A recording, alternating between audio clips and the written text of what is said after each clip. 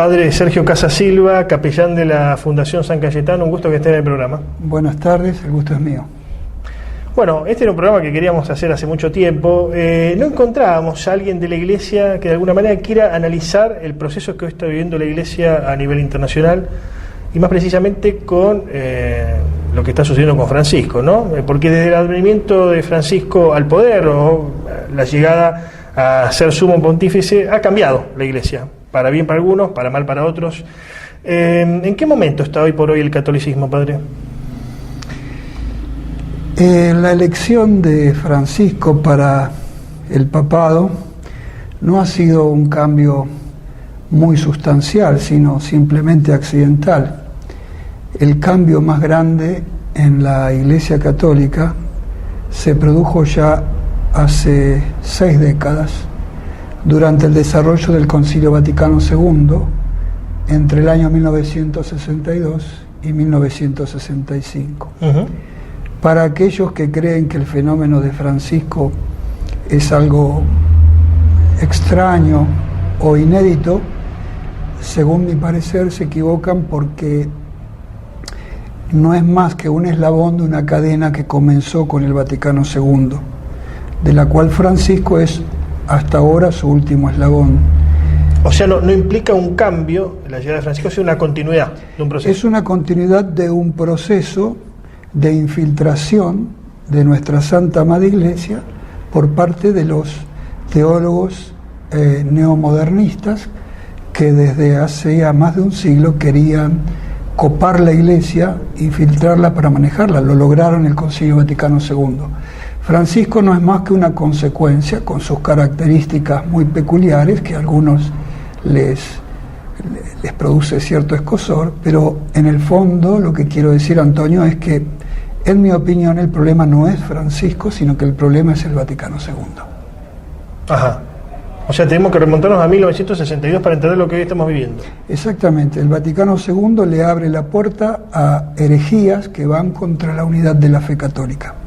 A partir de atentar contra la fe, todo lo demás es como un mazo de cartas o como un castillo que se arma con cartas. Usted tira una sola o dos de abajo y se cae todo. Cuando usted toca la fe, necesariamente trae sus consecuencias en el orden moral y en el orden cultural. La liturgia también se ve afectada cuando uno trastoca la fe. Ahora, pensándolo desde una visión pragmática, uno podría decir, o uno se adapta a los tiempos, o sucumbe y perece, o pierde lugar, ¿no? Lo que pasó con el latín, una lengua que no se adaptó, terminó siendo una lengua muerta, ¿no? Para poner un ejemplo, la Iglesia no estuvo en ese brete, nos adaptamos o seguimos como estamos, pero perdemos llegada. Por empezar, el latín no es una lengua muerta. Muchos la consideran una lengua muerta, pero en realidad no lo es, porque se sigue usando en la liturgia católica tradicional. Claro. Y se sigue usando a nivel científico. En cuanto revista usted consulte, por ejemplo, de medicina, de farmacología, los términos y el vocabulario que se utilizan son en latín. Bueno, en el derecho, sí, en varias disciplinas. El derecho, también en las facultades, en distintas universidades del mundo, el latín sigue vigente. No está tan muerta como hubiesen deseado algunos. De todas maneras, voy a la pregunta fundamental.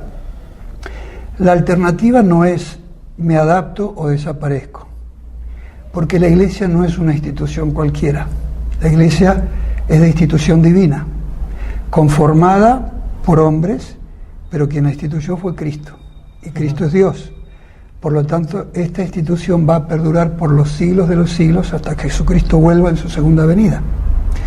En ese caso, no puede haber opción entre me adapto o muero, porque la Iglesia, no obstante el paso de los siglos y de las distintas épocas, los distintos gobiernos, las distintas formas sociales en que se fue desenvolviendo, la Iglesia siempre tuvo la flexibilidad como para adaptarse a cada tiempo, sin traicionar la fe, ni la moral, ni el culto que es reflejo de esa fe y de esa moral.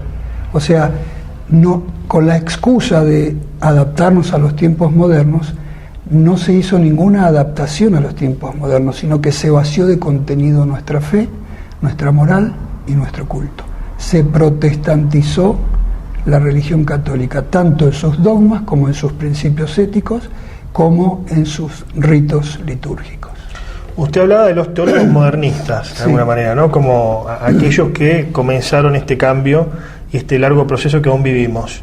¿Fueron fogoneados por quién? ¿Por alguna potencia mundial? ¿Fue un movimiento interno? Porque se van dando cambios en el mundo y generalmente los cambios tienen que ver con cada época, ¿no? Sí, la tentación de adaptarse, o que sirvió como excusa para adaptarse al tiempo moderno, le sirvió a estos progresistas, también se le puede llamar progresistas, no confundirlo con el término progresista a nivel político argentino, que tiene un sentido de izquierda política. No, progresista en oposición a tradicional. Sí, como si el progreso, o sea, como si para progresar fuera necesario olvidarse de la tradición. Claro. Y por el otro lado están los tradicionalistas fijistas, podríamos decir, que son aquellos que creen que la tradición es algo fijo, inmóvil y que no progresa. El tema es de qué manera progresamos. Una cosa es progresar evolucionando homogéneamente y otra cosa es querer progresar, que no es nunca un progreso, heterogéneamente. En la cuestión de la fe, el progreso siempre es por profundización en las mismas verdades, no en negar las verdades que ya se creían. O sea, se han negado esas verdades. Claro, y lo que propone el Vaticano II es negar verdades que se tenían por verdades de fe. Ahí está la gran traición dogmática. Ejemplo, ¿cuál verdad? Por ejemplo, que fuera de la Iglesia Católica no hay salvación. Jesucristo reveló, fundó una iglesia, en esa iglesia estamos los bautizados, la iglesia es el arca de salvación, Él murió en la cruz por nuestros pecados para salvar las almas, para constituir su iglesia y fundarla como arca de salvación para todos aquellos que escucharan su mensaje. Fuera de esa arca no hay salvación, porque el único que puede salvar es Jesucristo. Si Cristo fundó una sola religión, fuera de la verdadera religión revelada por Dios y constituida por Cristo, no puede haber salvación. El Vaticano II, en sus documentos, plantea que no importa qué religión se profese, en cualquier religión uno se puede salvar. Eso es negar una verdad de fe, un dogma, por decir solamente uno. Hay más. ¿Cuándo comienza, no sé si llamarlo infiltración, o la influencia marxista en la Iglesia, ¿no? ¿Cuándo comienza a verse la influencia marxista en la Iglesia? Que después va a derivar, entiende uno, ¿no?, lo que es el tercermundismo. Sí. O los curas de la opción por el tercer mundo. Se dio también en la misma década del 60, cuando el Vaticano II propone negar ciertas verdades de fe en las que todos los católicos creemos y seguimos creyendo. Ahí, digamos, se abre la puerta para las opciones sociales que proponen las distintas corrientes marxistas. Tengo un detalle que conocí cuando estaba en el seminario. El arzobispo Monseñor Guillermo Volatti, que era arzobispo de esta arquidiócesis de Rosario, juntó muchísimas firmas, cientos de firmas de obispos y cardenales durante el Vaticano II, pidiendo expresamente a Pablo VI que condenara una vez más el comunismo y el socialismo, como las dos corrientes clásicas del marxismo. Recordémoslo. Sí. El marxismo tiene una vertiente más suave, digamos, que se llaman socialistas, y una vertiente más violenta, más de fuerza, que es el comunismo.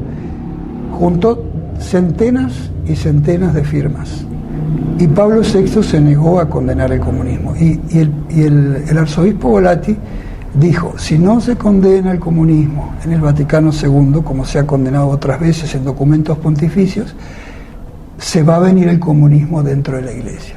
Y dicho y hecho. Padre, ahora si le parece vamos a un corte, y para el regreso quiero preguntarle sobre un tema que hoy es un tanto tabú para algunos lo consideran conspirativo, pero que evidentemente está presente, como es el tema de la Agenda 2030, el nuevo orden mundial y la relación con la fe, o con el catolicismo. ¿Cómo no?